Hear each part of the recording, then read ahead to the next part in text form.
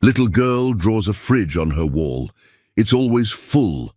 A disguised millionaire is shocked. If you enjoyed this story, subscribe to the channel and type "love" in the comments. A beautiful piece of good news may come your way very soon. And don't forget to tell us where you're watching from.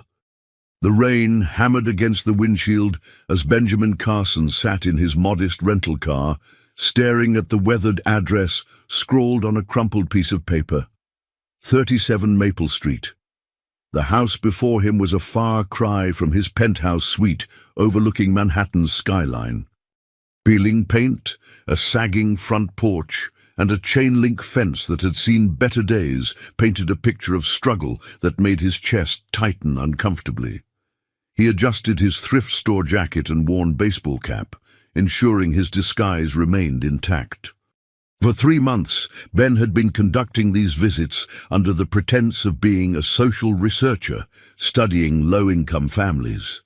The real reason was far more personal and infinitely more painful.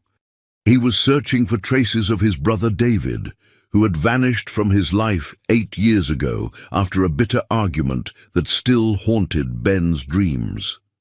The breakthrough had come 2 weeks ago when his private investigator finally traced David's death certificate.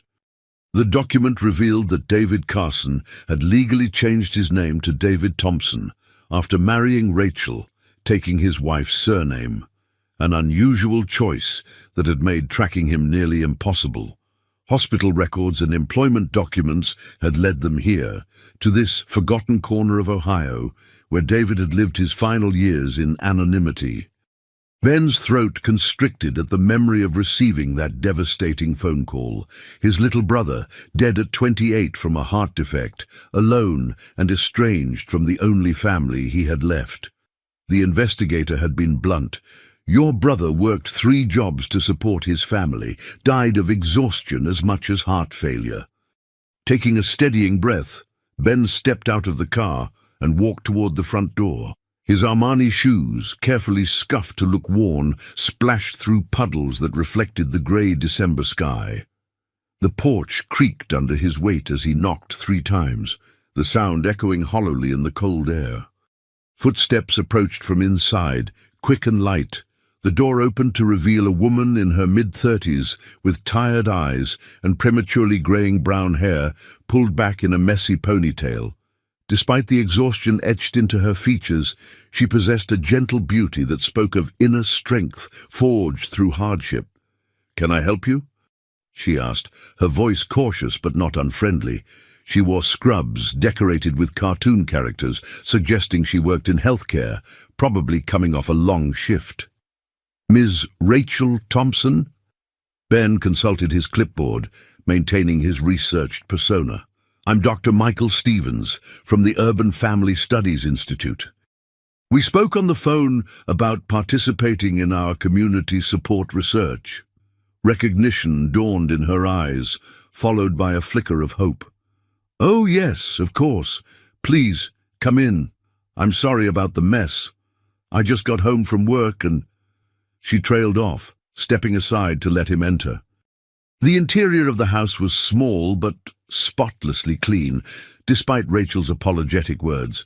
The furniture was mismatched but arranged with care, and handmade decorations added warmth to the modest space. The scent of vanilla candles couldn't quite mask the lingering aroma of instant coffee and microwave dinners.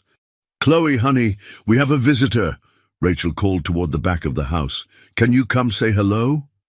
Light footsteps pattered across the wooden floor, and Ben's breath caught as a small figure appeared in the doorway. The little girl was perhaps 8 years old, with golden blonde hair that caught the lamplight like spun silk and eyes the color of summer sky. She wore a faded Disney princess dress that had clearly been loved and washed many times, and she clutched a well-worn stuffed rabbit against her chest. But it was her smile that stopped Ben's heart, bright, trusting, and achingly familiar. It was David's smile, the same impish grin that had gotten his little brother out of trouble countless times during their childhood. "Hello," Chloe said softly, suddenly shy in the presence of a stranger. She partially hid behind her mother's legs while peeking out at Ben with curious eyes. "Well, hello there, beautiful," Ben said, his voice surprisingly gentle, as he crouched down to her level. The endearment came naturally, though it stirred something painful in his chest. "What's your rabbit's name?" Chloe's face brightened instantly. "This is Mr. Hopscotch. Daddy gave him to me before." She paused, her small brow furrowing as she glanced up at her mother. Rachel's hand moved protectively to her daughter's shoulder, and Ben noticed the slight tremor in her fingers. "Before he went to heaven," Rachel finished softly, her voice barely above a whisper. The words hit Ben like a physical blow. His suspicions were crystallizing into devastating reality with each passing moment. The resemblance, the timeline, the location, it all pointed to the conclusion he both hoped for and dreaded. "I'm very sorry for your loss," Ben managed, his professional facade wavering slightly. "How long ago did that happen?" 2 years, Rachel replied, gathering Chloe closer to her side. Chloe was only 6. She doesn't remember him as well as I'd like, but she treasures everything he gave her. Chloe nodded solemnly, then suddenly perked up with the resilient enthusiasm that only children possess. "Would you like to see my room? I drew pictures on the wall. Mommy said it was okay because we can't afford wallpaper anyway." Rachel's cheeks flushed pink. "Chloe, honey, maybe Dr. Stevens doesn't have time." "Actually, I'd love to see your artwork," Ben interjected, his heart racing. Every instinct told him he was on the verge of a discovery that would change everything. "Lead the way, sweetheart." Chloe beamed and took his large hand in her tiny one, her trust immediate and complete. As she pulled him toward her bedroom, Ben caught Rachel's grateful smile. She followed behind them, her footsteps soft on the worn carpet. The little girl's room was a testament to creativity born from necessity. The walls were covered with drawings in crayon, marker and colored pencil. Flowers, rainbows, stick figure families, and fantastical creatures that existed only in a child's imagination. Handmade curtains from clearance fabric framed a small window, and books from the library were stacked neatly on a wooden crate that served as a nightstand. But it was the drawing on the wall opposite her bed that made Ben's knees weak. There, rendered in careful detail despite the medium's limitations, was a refrigerator. But this wasn't the compact, half-empty appliance he'd glimpsed in the kitchen. This refrigerator was magnificent, tall, gleaming silver, with both doors thrown wide open to reveal shelves packed with every imaginable food. Fruits and vegetables in vibrant colors, packages of meat, gallons of milk, blocks of cheese, and treats that would make any child's mouth water.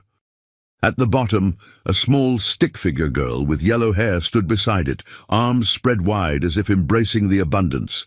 Chloe positioned herself proudly in front of her masterpiece, Mr. Hopscotch still clutched in one arm. "This is my dream fridge," she announced with the matter-of-fact seriousness that children brought to their most important revelations. "See, it's always full." The simple words, spoken with such innocent hope, shattered something inside Ben's chest. He knelt beside her, his throat tight with emotion he couldn't quite name. "It's beautiful, Chloe. Tell me about it."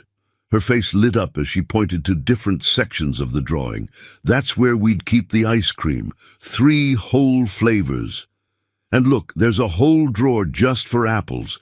Mommy loves apples, but they cost too much at the store sometimes. And see this part?" She indicated the bottom shelves with reverent excitement. "That's where I'd put snacks for when friends come over, if I had friends over." Rachel's sharp intake of breath from the doorway was barely audible, but Ben caught it. He turned to see tears threatening to spill from her eyes. Her hand pressed to her mouth as if to hold back words that might break her daughter's innocent joy. "What else would you put in there?" Ben asked gently, his focus returning to Chloe. "Well," she said thoughtfully, tapping her small finger against her chin, "maybe some of those fancy yogurts with the fruit on the bottom. And definitely string cheese, lots of it. Oh, and those juice boxes that don't need the refrigerator but taste better cold.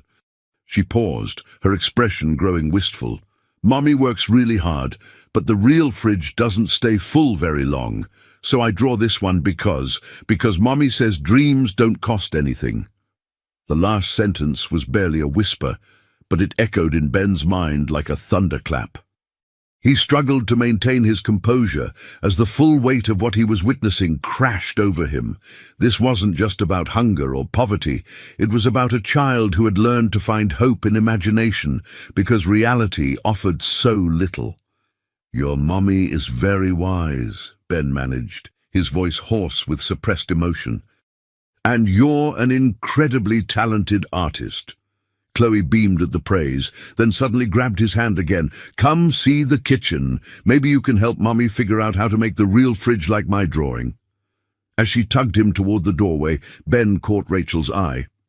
The look that passed between them was filled with unspoken understanding, the recognition that this man, this stranger, had just witnessed their most vulnerable truth.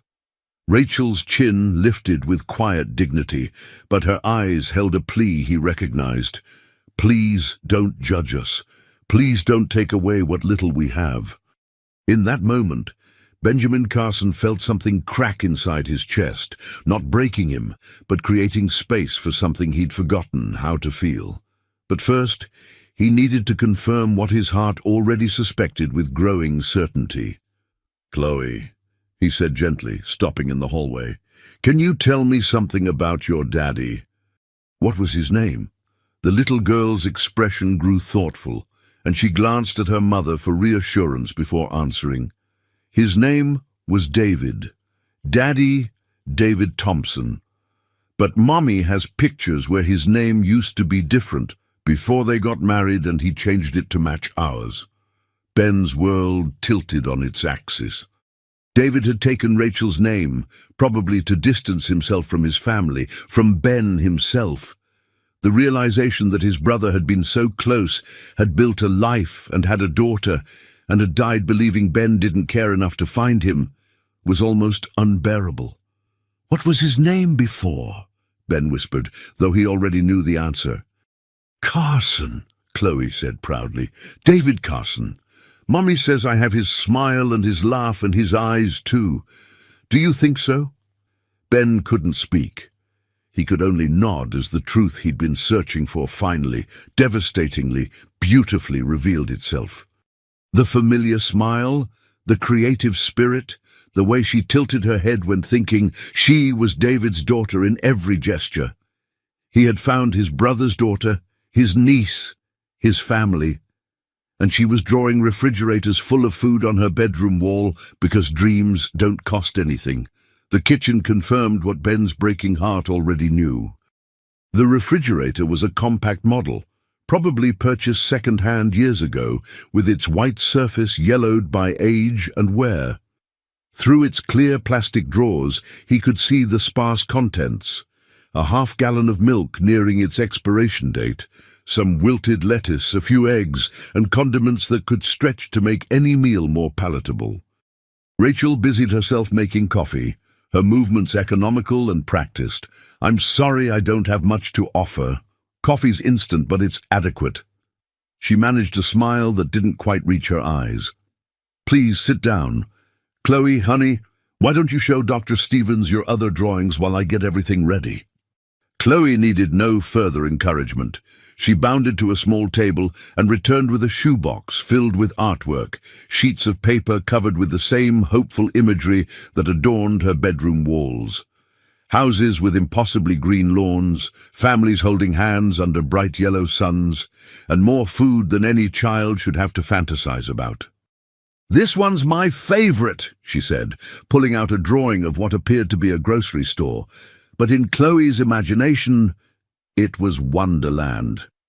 The shelves towered toward the sky, packed with colorful packages and fresh produce. Stick figures with enormous smiles pushed carts overflowing with treasures.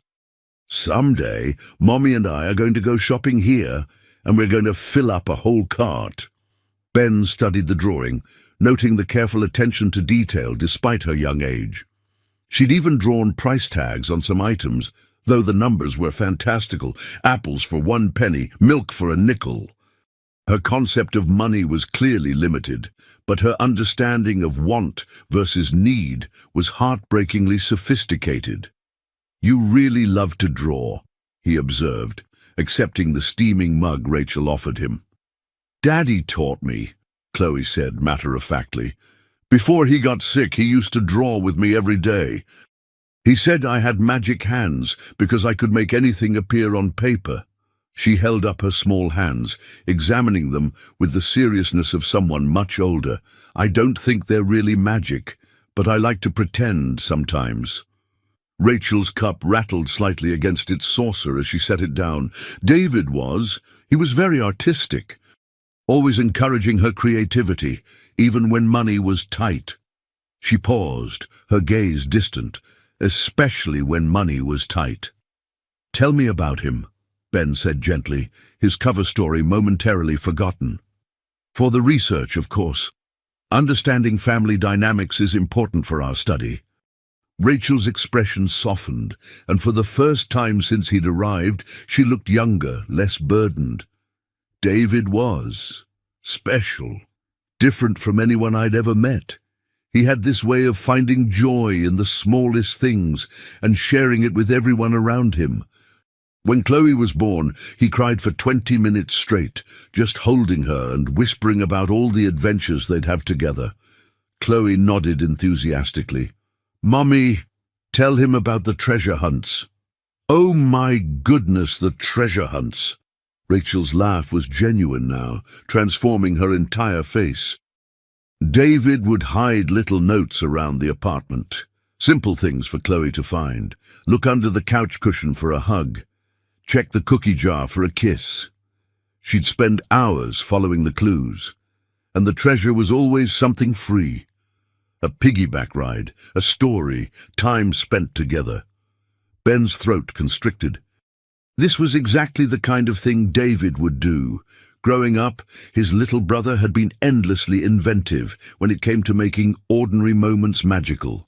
He'd once convinced 10-year-old Ben that the cardboard box their new television came in was actually a spaceship capable of traveling to any planet they could imagine.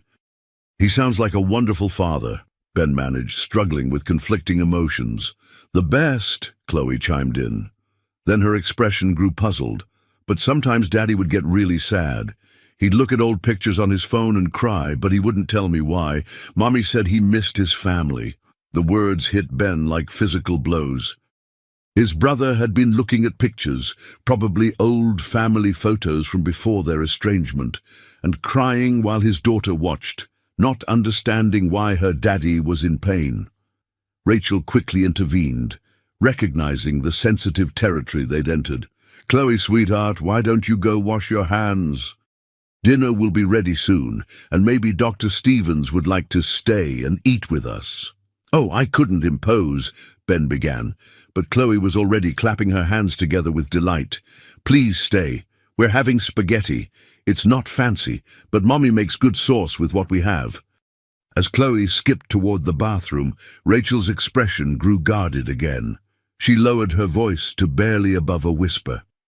"I should be honest with you, Dr. Stevens. I don't have a lot to offer for dinner. The spaghetti and sauce will stretch to feed 3 people, but there won't be much else. I'm not trying to make you feel sorry for us. I just want you to know what you're saying yes to." The quiet dignity in her admission made Ben's chest ache. She was proud. This young mother who worked multiple jobs to keep food on the table and a roof over her daughter's head. She wasn't asking for charity or pity. She was simply being transparent about their reality.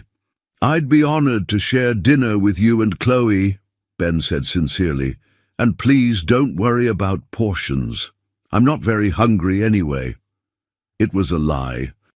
He hadn't eaten since breakfast, but the thought of this small family sharing their limited resources with a stranger moved him beyond words.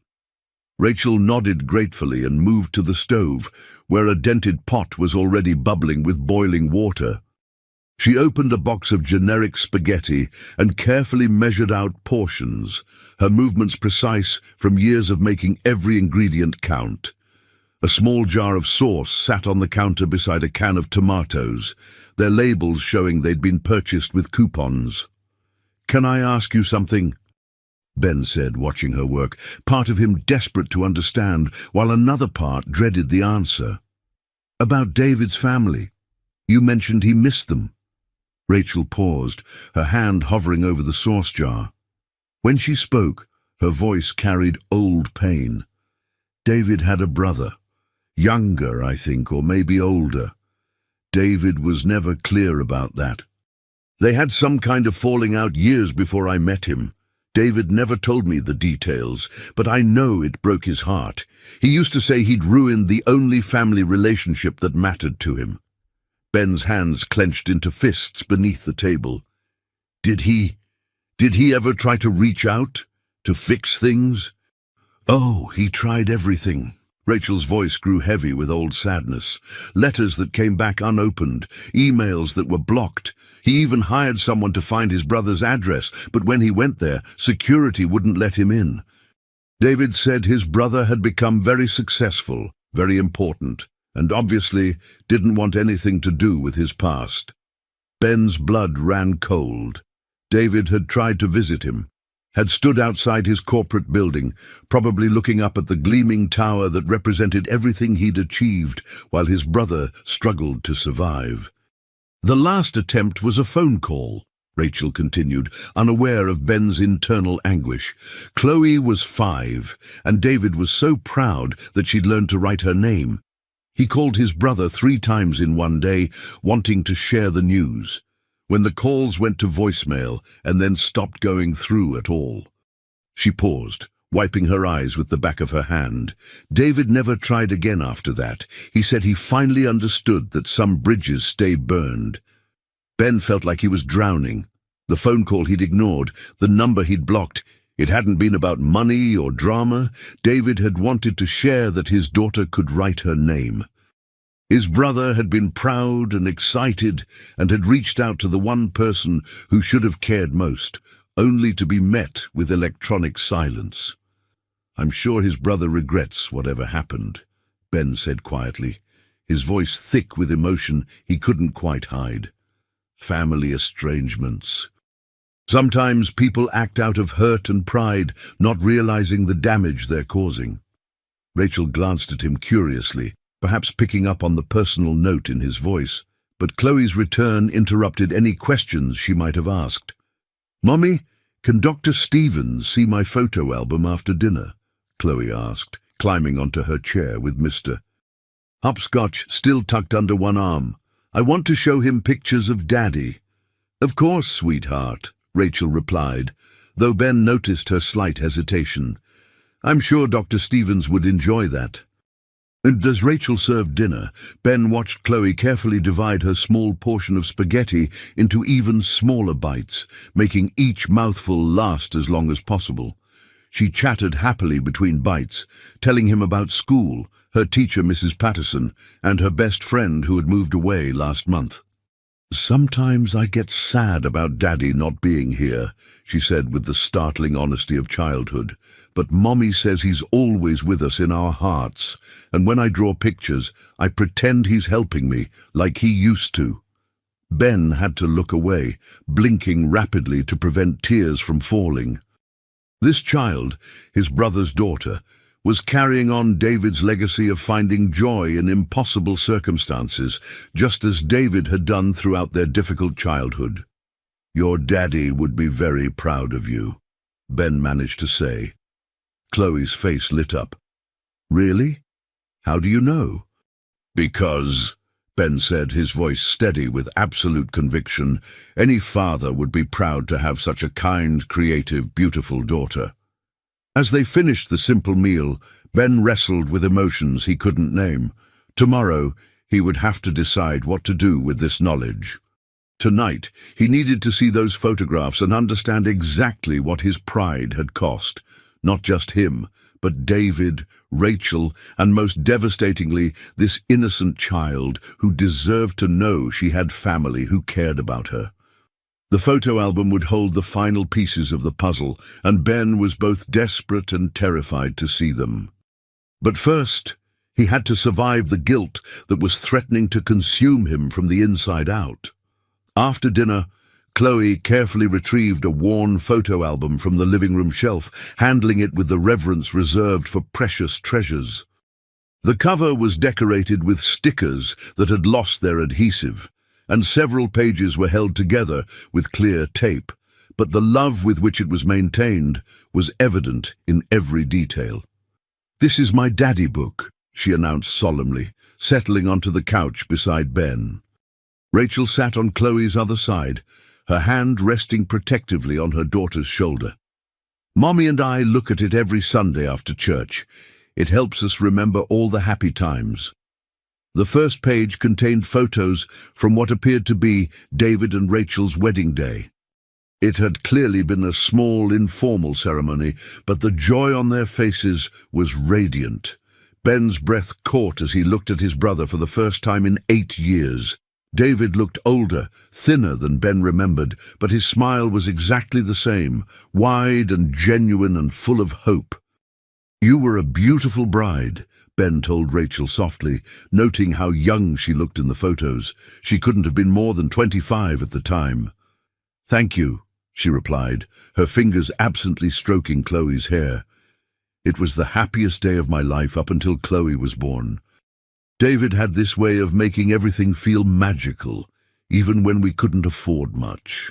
Chloe turned the page eagerly, revealing pregnancy photos and then pictures from the hospital. Ben's composure nearly cracked completely when he saw the first photo of David holding his newborn daughter. His brother's expression was one of pure, overwhelming love and wonder, the look of a man who had just discovered his entire purpose for existence. "Daddy couldn't stop taking pictures," Chloe giggled, pointing to a series of nearly identical shots of her as an infant. "Mommy says he took more pictures in my first week than some people take in a whole year." The pages chronicled Chloe's early years, first smiles, first steps, first words. In every single photograph that included David, he was completely focused on his daughter. Whether they were reading together, playing in a tiny backyard, or simply sitting on this same couch, his attention was entirely devoted to Chloe. But Ben also noticed what wasn't in the photos. Their clothing was always clean, but often worn. Toys were few and obviously cherished. Birthday parties were celebrated at home, with handmade decorations and simple cakes. It was clear that David and Rachel had poured all their love and creativity into giving Chloe a happy childhood, despite their financial limitations. "Tell me about this one," Ben said, pointing to a photo of David and 3-year-old Chloe at what appeared to be a park. Chloe's face lit up with the memory. "Oh, that was the day Daddy taught me to fly kites without a kite. See, we didn't have money for a real one, so Daddy tied some old plastic bags together with string, and we ran around the park pretending it was the most beautiful kite in the world. Other kids came to watch us, and pretty soon half the playground was flying imaginary kites too." Ben could picture the scene perfectly. David had always possessed the rare ability to transform disappointment into adventure, to make magic out of nothing. Apparently, fatherhood had only strengthened that gift. "Your daddy was very creative," Ben observed, his voice carefully controlled. "The most creative person ever," Chloe agreed enthusiastically. Then her expression grew more thoughtful. "Except sometimes he would get really quiet and sad, especially on his birthday and Christmas. He would sit right here and look through old pictures on his phone, not the ones of me and Mommy, but other ones. Pictures of him and a boy who looked like him." Rachel's hand tightened almost imperceptibly on Chloe's shoulder. "Sweetheart, maybe Dr. Stevens doesn't need to hear about—" "No, it's okay," Ben interrupted gently, though his heart was hammering. "I'd like to understand David's full story. If that's all right with you both. Chloe nodded seriously. The boy in the pictures was younger than Daddy, I think. They were always playing together, building things, swimming, riding bikes. In some pictures, Daddy was helping the other boy with homework or tying his shoes. She paused, her brow furrowing with concentration. Mommy said Daddy had to take care of his little brother when they were kids because their mommy and Daddy went to heaven too early. Ben's world shifted completely. Every memory he'd carried, every assumption about their childhood, crumbled and reformed in an instant. David hadn't been the irresponsible little brother. David had been his protector, his caregiver, the one who made sure Ben had what he needed to survive their parents' absence. The little brother's name was Ben, Chloe continued innocently, unaware that she was rewriting history with every word. Daddy would stare at those pictures and cry, but he wouldn't tell me why. I asked Mommy once, and she said Daddy missed taking care of little Ben very much, and he worried about him all the time. The photo album slipped from Ben's suddenly numb fingers, landing with a soft thud on his lap. He could barely breathe as 18 years of false narrative collapsed around him. David hadn't been his burden. David had been his salvation. The older brother, who'd sacrificed his own teenage years to ensure Ben graduated high school, got into college, had clean clothes and packed lunches, and someone to sign his report cards. Dr. Stevens. Rachel's voice seemed to come from very far away. "Are you all right?" Ben realized he was trembling. Chloe was looking up at him with concern, her small hand reaching out to touch his arm with the instinctive compassion children showed to adults in distress. I'm fine," he managed, though he was anything but. "Just moved by the story." "Your daddy sounds like he was a very good big brother." "The best," Chloe agreed. "He told me once that taking care of little Ben was the most important job he ever had, even more important than the jobs he did for money. He said little Ben grew up to be very successful, and Daddy was proud of him, even though they couldn't talk anymore." The innocence of her words was devastating. She had no idea that little Ben was sitting right beside her, that the person her father had loved and worried about and been proud of, despite their separation, was close enough to touch. "I wish I could have met little Ben," Chloe continued thoughtfully. "Maybe if he knew about me, he wouldn't have been mad at Daddy anymore. Maybe he would have liked me, and then Daddy wouldn't have been so sad." "I'm sure little Ben would have loved you very much," Ben whispered, his voice breaking. "You're impossible not to love, and any uncle would be lucky to have you." Chloe beamed at the compliment, then suddenly yawned.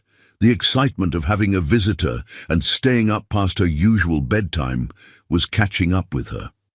"Time for bed, little one," Rachel said, closing the photo album gently. "Dr. Stevens has already been so kind to spend the evening with us." But I want to show him my Christmas drawings," Chloe protested, though another yawn undermined her argument. "How about this?" Ben suggested, his heart racing as he prepared to set tomorrow's revelation in motion. "What if I came back tomorrow? I could see your Christmas drawings then, and maybe we could talk more about your dreams and your daddy." Chloe's eyes widened with delight. "Really? You'd come back just to see me?" "I absolutely would," Ben promised, meaning every word. "In fact, I have a feeling tomorrow is going to be a very special day for all of us." Rachel looked puzzled by his words, but Chloe was already planning tomorrow's activities aloud. "I can show you all my art supplies, and we can look at more photos, and maybe you can help me draw a new picture for the wall." As Rachel carried her sleepy daughter to bed, Ben sat alone in the small living room, surrounded by evidence of the life his brother had built.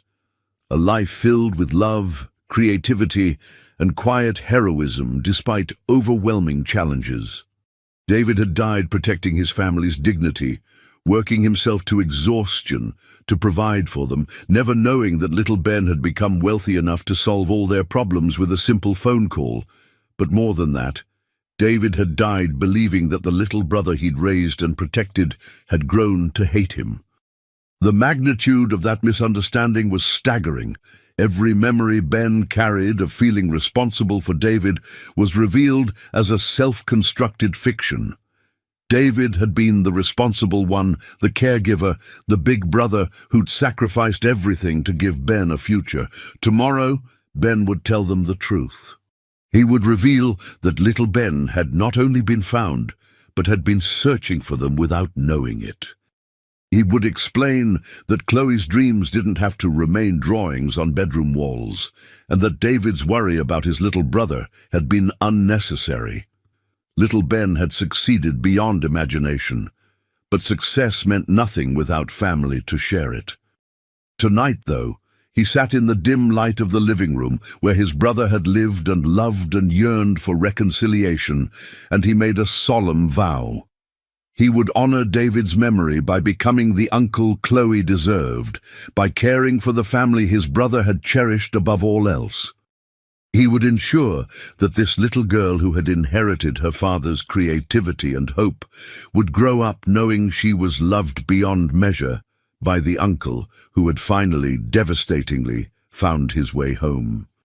The photo album lay closed on the coffee table, but the images were burned into Ben's memory forever, along with the crushing realization that he had spent 8 years hating himself for being the irresponsible younger brother, when the truth was that he had been the beloved little brother whose big brother had never stopped loving him, worrying about him, or hoping for reconciliation.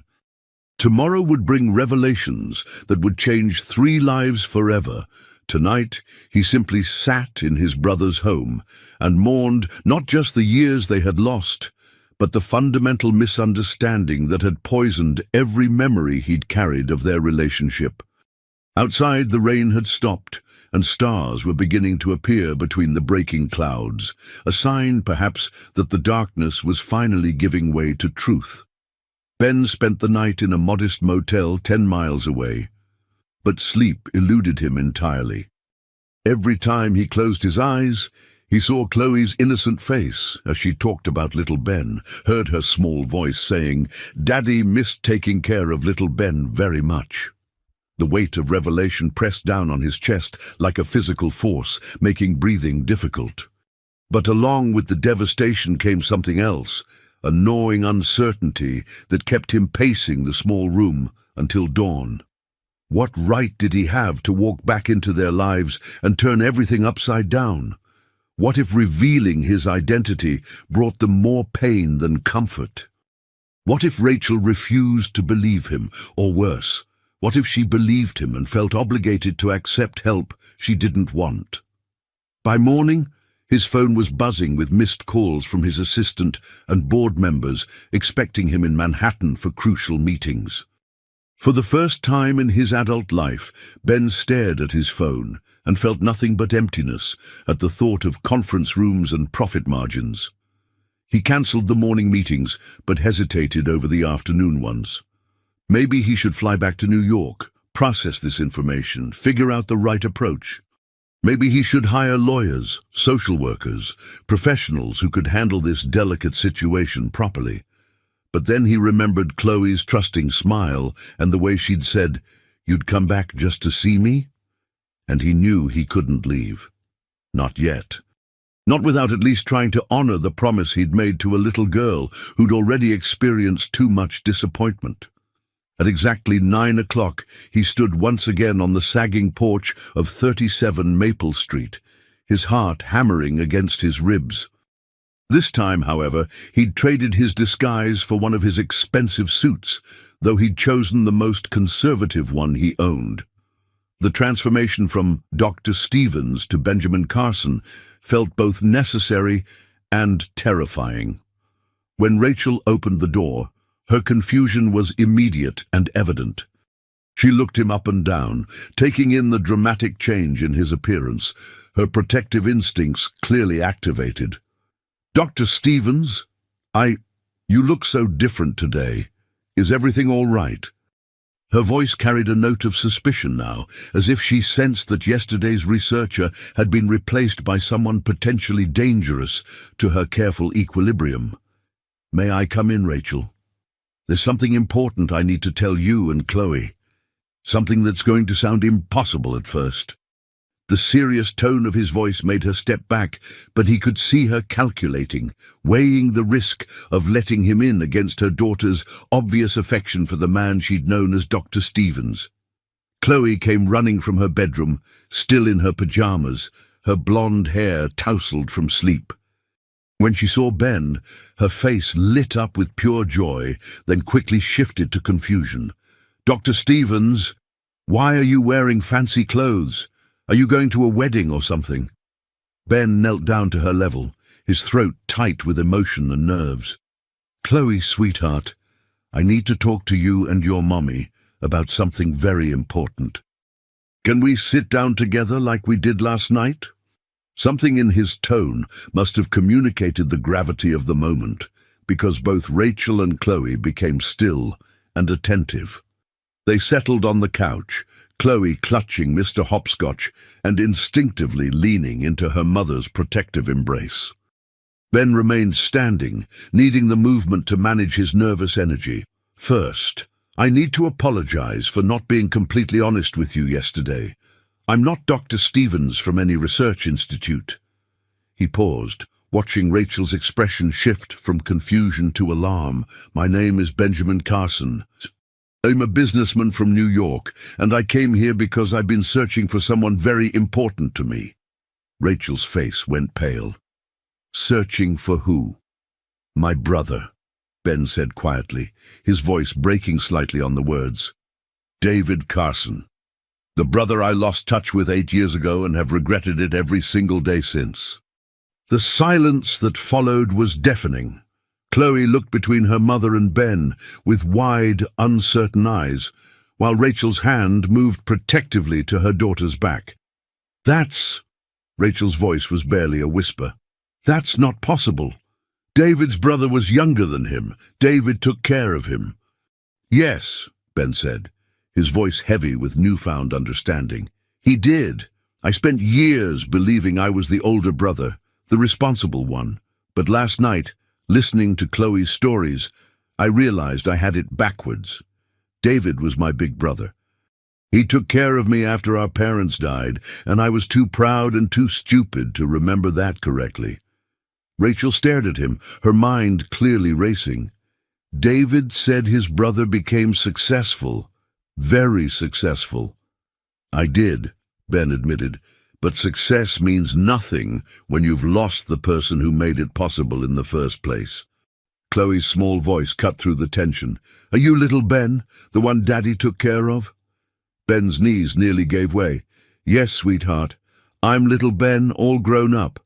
And your daddy never stopped loving me, even when I was too foolish to return his calls." The words hung in the air like a confession. Chloe stared at him with those achingly familiar blue eyes, processing this information with the serious concentration she brought to all important matters. "Daddy cried about you," she said matter-of-factly, and each word hit Ben like a physical blow. "He said he worried that little Ben might need him and wouldn't know how to ask for help." Rachel had remained silent, her face cycling through emotions too complex to name. When she finally spoke, her voice was tight with years of witnessed pain. "If you're really David's brother, then you know he tried to contact you. Multiple times." Ben closed his eyes. "The phone calls 3 years ago. I was in business meetings. I thought—" He opened his eyes, meeting Rachel's gaze directly. "I thought he wanted money. I was arrogant and cruel, and I blocked his number without even listening to the voicemails." "He wasn't calling for money," Rachel said quietly, tears beginning to flow down her cheeks. "He was calling because Chloe had learned to write her name, and he was so proud he wanted to share it with the only family he had left." The devastating simplicity of it, his brother had called to share joy, not to ask for help, broke something fundamental inside Ben's chest. He buried his face in his hands, his shoulders shaking with the weight of regret. Small arms wrapped around his neck suddenly, and Chloe's sweet voice whispered in his ear, "Don't cry, Uncle Ben.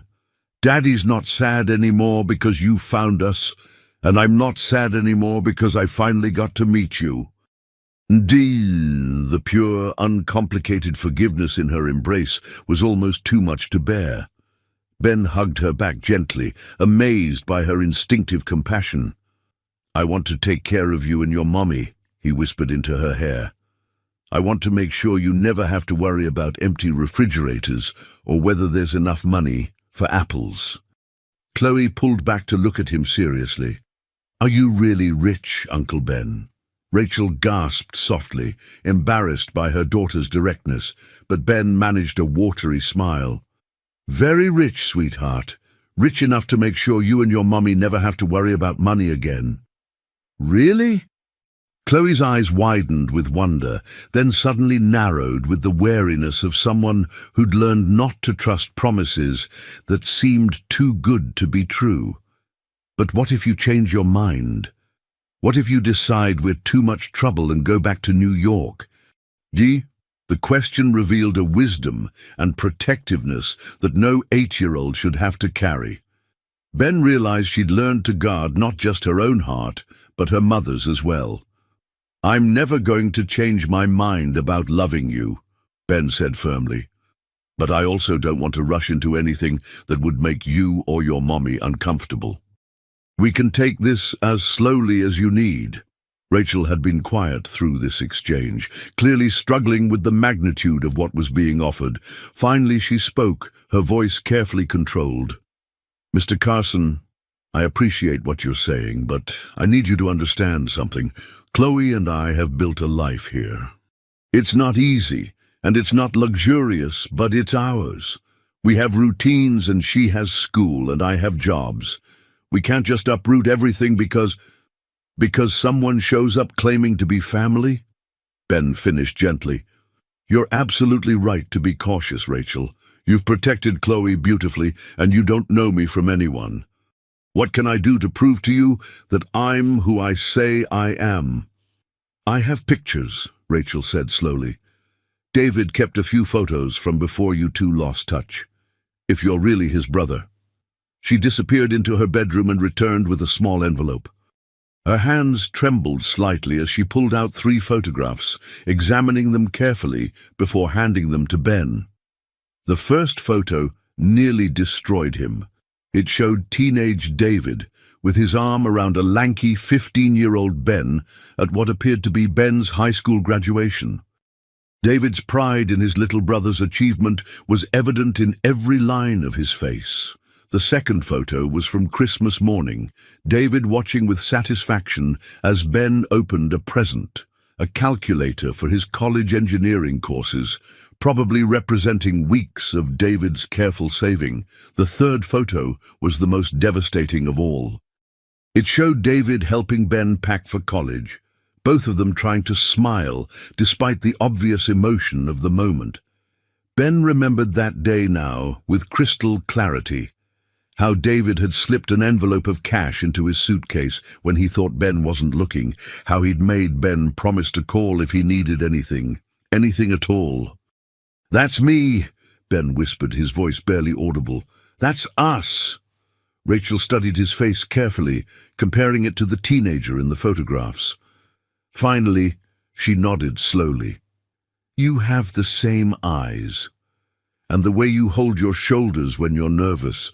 David did that too when he was worried about something important." Mommy," Chloe interrupted softly, "remember what you always tell me, that sometimes God sends angels when we need them most." She looked between her mother and Ben with startling wisdom. "Maybe Uncle Ben is one of our angels." The simple faith in her words hung in the air between them. Rachel looked at her daughter, then at Ben, then back at the photographs that proved beyond doubt that this man was indeed David's little brother, all grown up and searching for family he'd lost through pride and misunderstanding. "If we do this," Rachel said carefully, "if we let you into our lives, it has to be real. Chloe can't handle another abandonment." I can't handle watching her go through that again. It will be real, Ben promised solemnly.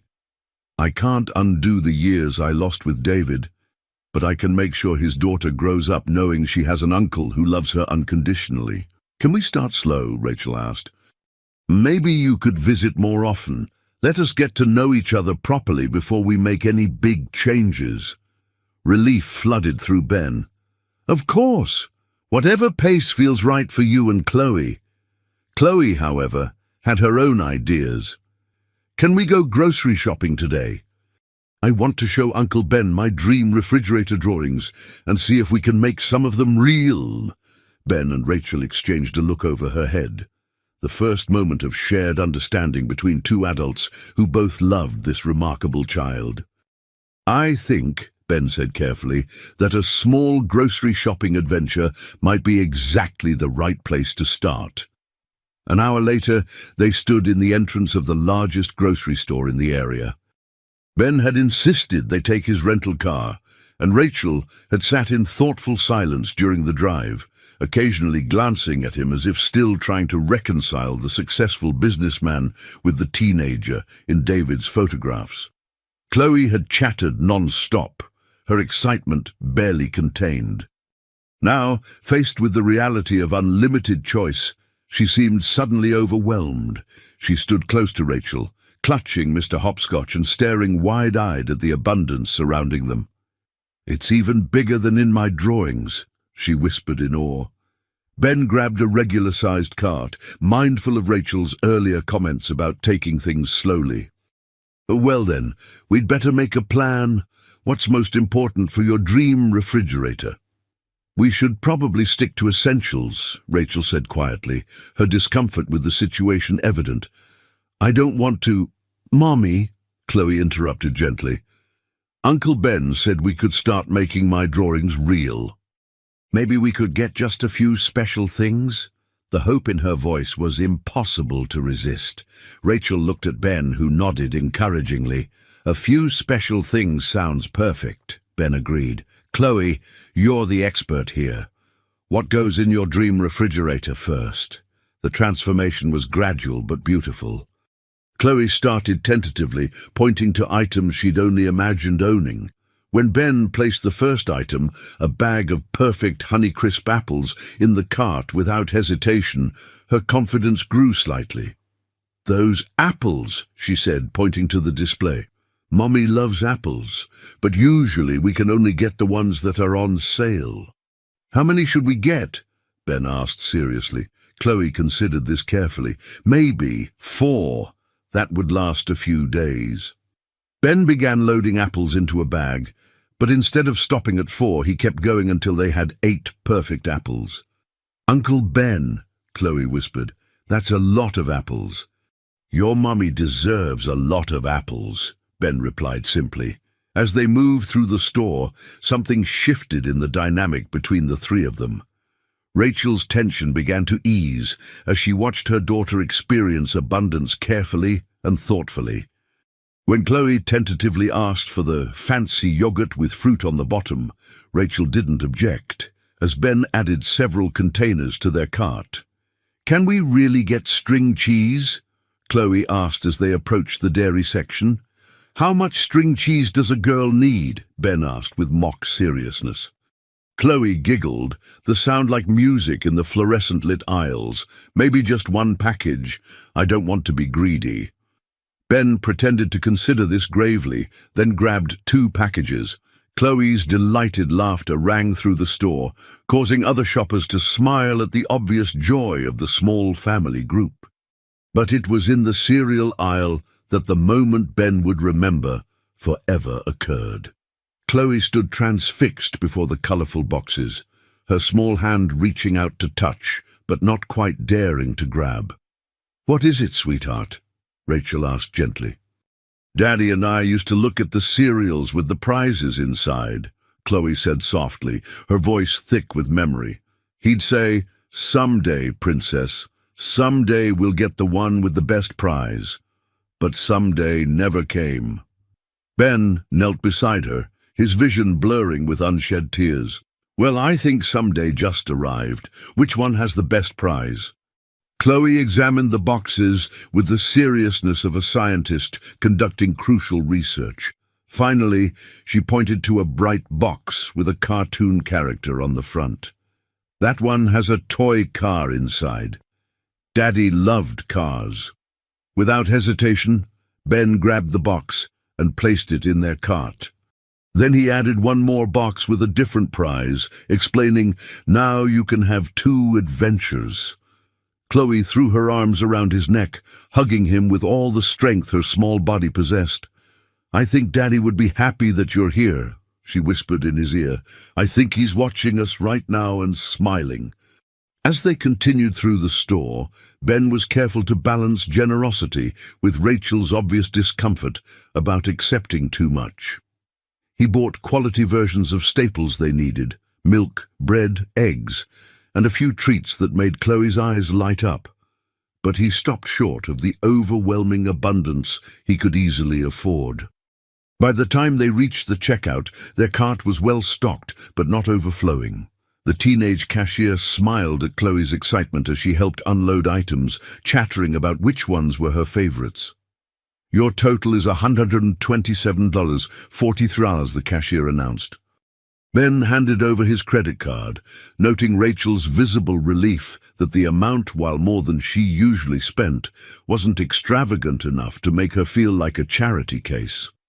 "Sir," the cashier said with a friendly smile, "your daughter has excellent taste in cereals. Those are my favorites too." She's my niece," Ben corrected gently, but the warmth in his voice made it clear that the connection was just as precious to him. As they loaded the groceries into the car, Rachel finally spoke up. "Ben, this is generous, but I need you to understand that we can't expect this kind of help regularly. I have to be able to provide for Chloe myself." "I respect that completely," Ben said sincerely, "but I also hope you'll let me be part of your lives in whatever way feels comfortable. Maybe I could visit once a month? Take Chloe to the park sometimes? Help with school expenses occasionally?" Rachel considered this, her protective instincts warring with the obvious joy on her daughter's face. "We could try that," she said carefully. "See how it goes." That evening, back at the house, they worked together to put away the groceries. The small refrigerator that had looked so sparse the day before was now comfortably full without being crammed. Chloe stood before the open refrigerator door, her face glowing with quiet satisfaction. "It looks like my drawing," she said softly. "Not exactly, but like it's getting better." Ben watched her from across the kitchen, his heart full, but his mind already working on long-term solutions. This was just the beginning. Over time, he could help them move to a better neighborhood, ensure Chloe had opportunities David would have wanted for her, and provide Rachel with the security she'd been fighting so hard to create on her own. "Uncle Ben?" Chloe said, turning away from the refrigerator to look at him seriously. "Will you come back soon?" "As soon as your mommy says it's okay," he promised. Rachel smiled, her earlier wariness softening. "How about next weekend? You could take Chloe to that new art museum downtown. She's been wanting to see it, but the admission is expensive," Ben finished. "I'd love to take her. We could make a whole day of it." As Rachel tucked Chloe into bed that night, Ben stood in the doorway, listening to their evening routine. When Rachel finished reading the bedtime story, Chloe had a request. "Can we do the Star Wish tonight with Uncle Ben?" Rachel explained the tradition as they moved to the window where the first star of the evening was just becoming visible in the darkening sky. "What do you wish for tonight, Chloe?" Ben asked gently. Chloe was quiet for a moment, her small face serious with concentration. Finally she spoke, her voice filled with careful hope. "I wish for Daddy to know that little Ben found us and that he's going to visit us and take us on adventures. And I wish for our refrigerator to stay full like it is now. And—" she paused, glancing at her mother. "And I wish for Uncle Ben to be happy too, because I think he was sad for a long time. Ben had to look away to compose himself. When he looked back, Rachel was watching him with understanding in her eyes. "I think," she said softly, "that wish is already coming true." As Ben drove back to his motel that night, he felt something he hadn't experienced since childhood. The absolute certainty that he was exactly where he needed to be, doing exactly what he was meant to do. Tomorrow, he would start the process of relocating his business gradually, arranging to spend more time in Ohio. He'd hire the best lawyers to explore legal guardianship options just in case something happened to Rachel. He'd set up education funds and make sure Chloe's future was secure. But tonight, he simply smiled at the memory of a little girl's joy over string cheese and cereal prizes, and the way his brother's daughter had called him Uncle Ben with such natural affection. David's family was no longer alone, and Ben finally understood what success really meant. 6 months later, Ben stood in the kitchen of a comfortable suburban home just outside Columbus, watching Chloe carefully arrange fresh fruit in a bowl, a task she'd assigned herself every morning since they'd moved into the house he'd purchased for them. The kitchen was spacious and bright, with a large refrigerator that stayed comfortably full and a breakfast nook where they shared meals together whenever Ben was in town. The transition had been gradual and carefully managed. Ben had spent every weekend in Ohio for 2 months, building trust and understanding with both Rachel and Chloe. When he'd finally suggested relocating his main offices to Columbus and helping them move to a better neighborhood, Rachel had been ready to consider it. The house he'd found was lovely, but not ostentatious. A 4-bedroom home with a good school district and a yard where Chloe could play safely. "Good morning, sweetheart," Ben said, ruffling Chloe's hair as she concentrated on arranging the fruit. "Morning, Uncle Ben," she chirped, beaming up at him. "Look, I made the oranges and apples into a pattern." Rachel appeared in the doorway, dressed professionally in a tailored suit. Ben had quietly paid for her to return to school to finish her social work degree, and today was her first day at her new job with the County Family Services Department. "You look beautiful, Mom," Chloe said, using the word that had evolved naturally as she'd grown more confident in their stable new life. "Thank you, sweetheart. Are you sure you'll be okay with Uncle Ben today?" It was a question that had become part of their morning routine, though the anxiety behind it had largely faded. "We're going to have the best day," Ben promised.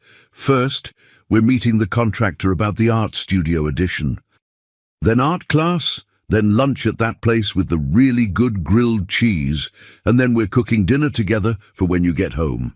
The art studio was Ben's latest project, converting the spare bedroom into a space specifically designed for Chloe's creativity. It would have perfect lighting, proper easels, and every art supply a young artist could desire.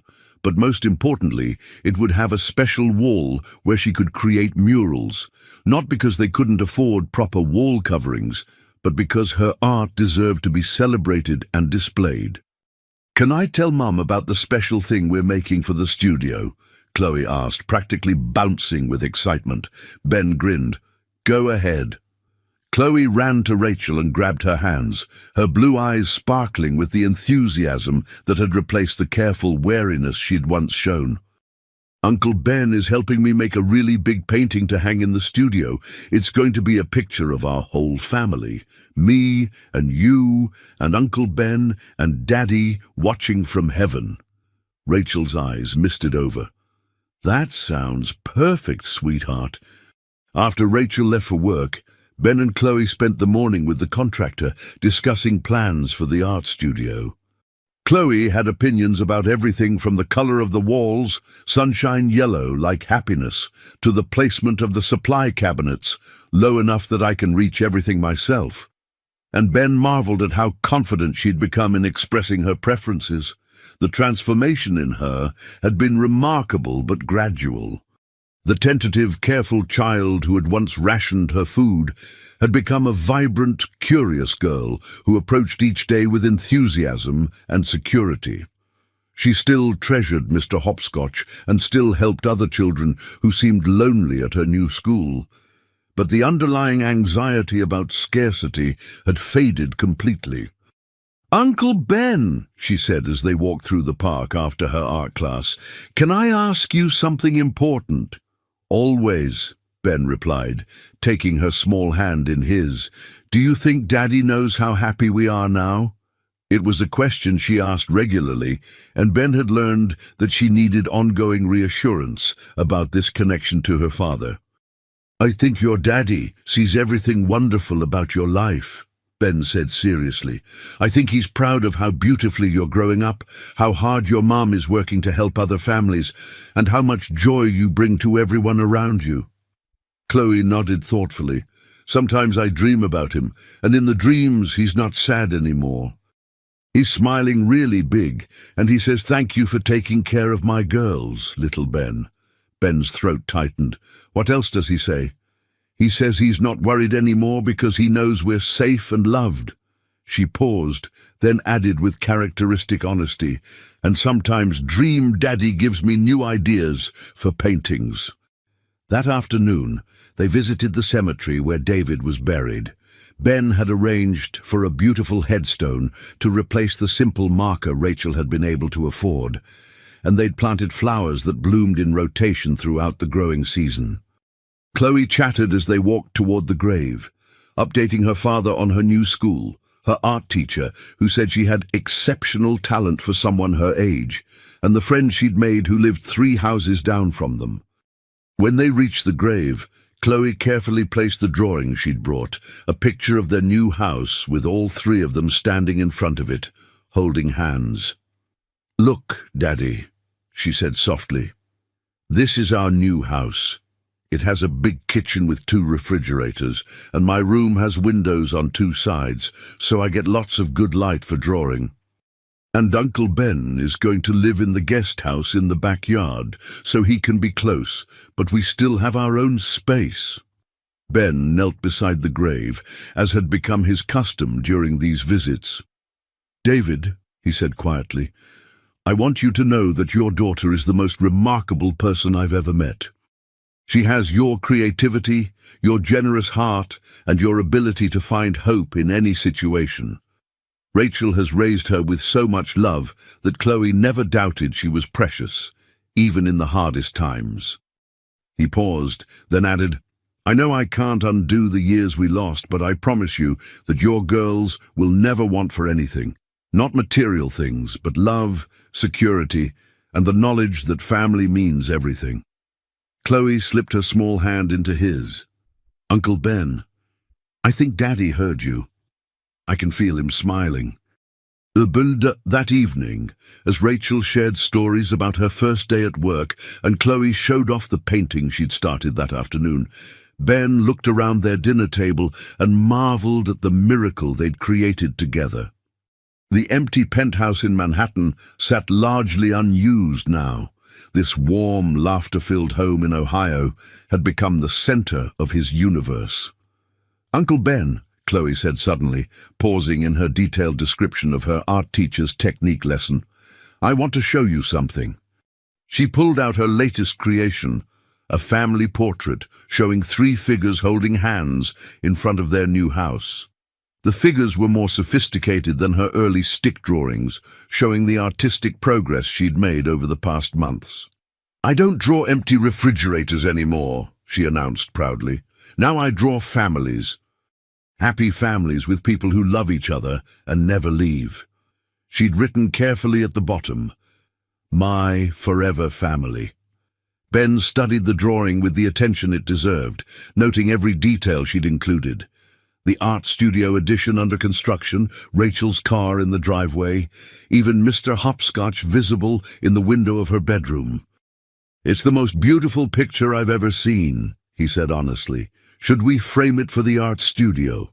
"Yes," Chloe beamed, "and I'm going to make lots more. I want to fill up the whole studio with pictures of all our adventures together." So later that night, after Chloe had been tucked into her new bedroom, spacious and bright, with built-in shelves for her growing collection of art supplies, Ben and Rachel sat on the back porch, watching fireflies dance in the garden. "Do you ever miss it?" Rachel asked quietly.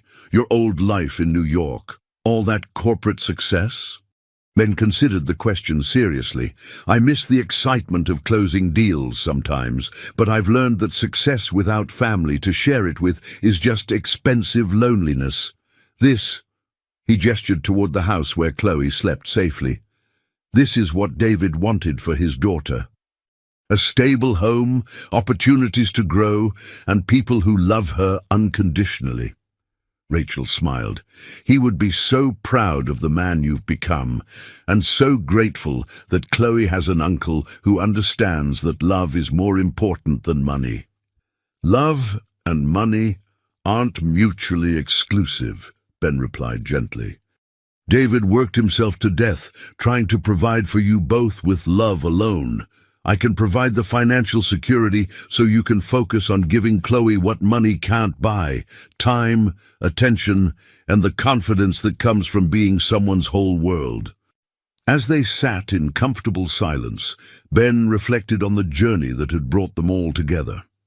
A little girl's drawing of a full refrigerator had led him to discover that the greatest abundance wasn't measured in bank accounts or business achievements, but in the daily privilege of being trusted with a child's heart and future. Tomorrow would bring new adventures, art classes and park visits, bedtime stories and star wishes. The guardianship papers were moving through the legal system, ensuring that if anything happened to Rachel, Chloe would never be alone again. The education fund he'd established would give her choices David could never have imagined. But tonight, Ben simply smiled as he listened to the quiet sounds of a house filled with family. Rachel washing dishes in the kitchen, Chloe talking softly to Mr. Hopscotch as she settled into sleep, the gentle night sounds of a neighborhood where children played safely and families thrived. Chloe would never again need to draw her dreams on bedroom walls, because her real life had become more wonderful than any picture she could imagine. And Ben would never again wonder what David's daughter was like, because she was sleeping safely under his protection, surrounded by love and infinite possibilities. The little brother had finally come home to family, and every refrigerator in their lives, literal and metaphorical, would always be full. In her room, Chloe slept peacefully, dreaming not of empty spaces that needed to be filled, but of art studios and family dinners and the kind of security that comes from knowing you are deeply, permanently loved. Some dreams, Ben had learned, were too precious to keep on bedroom walls. The best dreams demanded to become reality, one careful, loving step at a time.